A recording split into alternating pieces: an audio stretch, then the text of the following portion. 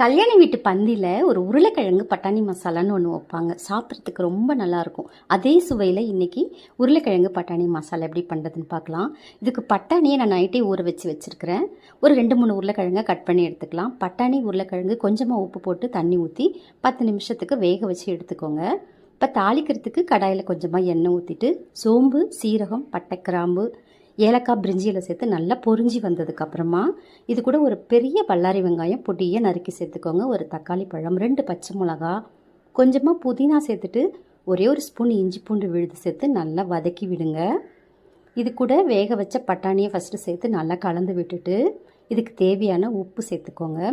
1 டீஸ்பூனுக்கு குழம்பு மிளகாய்த்தூள், 1/4 டீஸ்பூன் மஞ்சள் தூள், 1/2 டீஸ்பூன் கரம் மசாலா, 1/2 டீஸ்பூன் தனி மிளகாய்த்தூள் சேர்த்துட்டு நல்லா கலந்து விட்டுட்டு வேக வச்ச உருளைக்கிழங்கை கட் பண்ணி சேர்த்துக்கோங்க.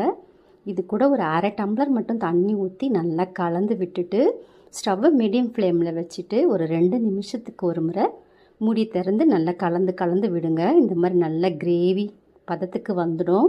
இப்போ ஃபைனலாக கொத்தமல்லி இலையை சேர்த்துட்டு சாப்பிட்டு பாருங்கள். ரொம்ப டேஸ்ட்டாக இருக்குங்க.